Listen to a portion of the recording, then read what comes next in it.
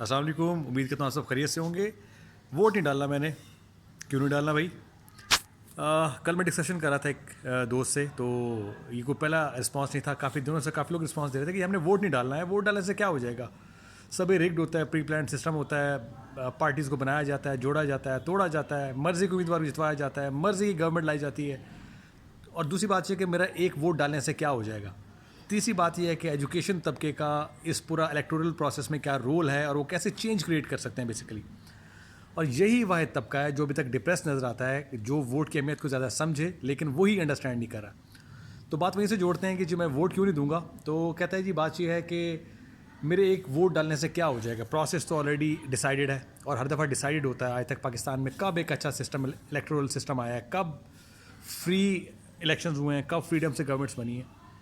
तो मैंने कहा बात सीधी सी है, अगर तो आप वोट नहीं डालते तो आपके पास कोई राइट नहीं बचता कि अगले 5 साल आप जो है क्रिटिसाइज़ करेंगे गवर्नमेंट की पॉलिसीज़ क्या थी, गवर्नमेंट को क्या करना चाहिए था, गवर्नमेंट ने क्या नहीं किया।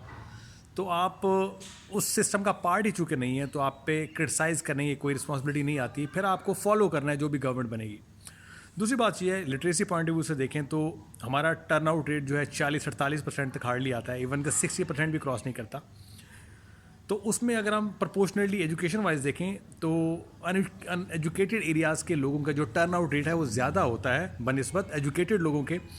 जैसे कि अनएजुकेटेड एक तबका है, उनमें फैमिली में 10-12-14 लोग हैं, सभी लोग इतना कोई रियलिस्टिकली चीज़ों को देख नहीं रहे होते, किसी के भी कहने पे वोट डाल देते हैं। जबकि जो एजुकेटेड तबका है वो इसको एक फजूल एक्टिविटी या हॉलीडे समझ के इसको नज़रअंदाज कर देता है। होता क्या है कि रेशो जो है 12-2 का रह जाता है। 12 लोग वो वोट डाल देते हैं जिनको इतना आइडिया नहीं है, जबकि वो 2 लोग जिनको सोच समझ के वोट कास्ट करना चाहिए वो वोट ही नहीं डालते। तो हुकूमत किसकी बनती है? हुकूमत उन लोगों की बनती है, उनको उनको जिनको शऊर नहीं है, जिनको आइडिया नहीं है कि बेसिकली क्रिटिकल थिंकिंग का प्रोसेस क्या है, किसको वोट देना है, किसको वोट नहीं देना है। तो पहली बात तो ये है। दूसरी और अहम बात ये कि टर्नआउट जितना ज़्यादा होता है उतना ही प्रैक्टिकली नामुमकिन हो जाता है इलेक्शंस को मैनिपुलेट करना, रिजल्ट्स को चेंज करना।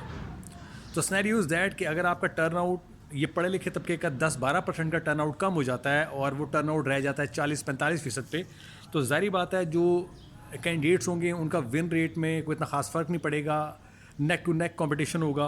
और होगा क्या है कि जी कंपैरेटिवली ईजी हो जाएगा उन एक्टर्स के लिए जो कि रिगिंग चाहते हैं। लेकिन अगर टर्नआउट रेट ज़्यादा होगा और कंपेटिटर्स के बीच में जो वोटिंग का तनासुब है वो काफ़ी वाज़े फ़र्क में होगा, तो इतना ईजी नहीं है किसी के लिए रिगिंग करना।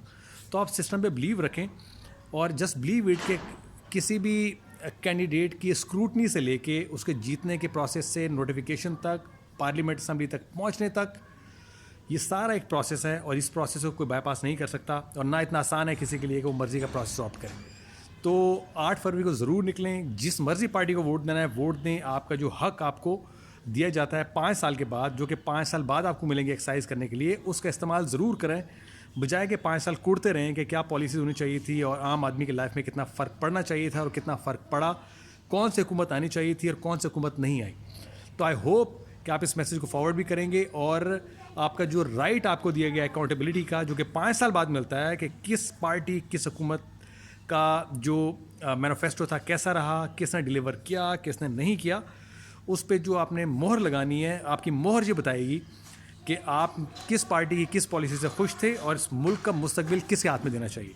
तो very important day, please don't miss this day. ये हॉलीडे नहीं है, इस दिन में आपने सो के नहीं गुजारना, आउटिंग के लिए नहीं जाना। ये एक कौमी जिम्मेदारी का दिन है और इस जिम्मेदारी को आपने बतरीके एहसन अदा भी करना है और लोगों को इंसिस्ट भी करना है कि वो इस दिन को निकलें और इलेक्शन अपना वोट कास्ट करें, जिस मर्जी पार्टी को करें।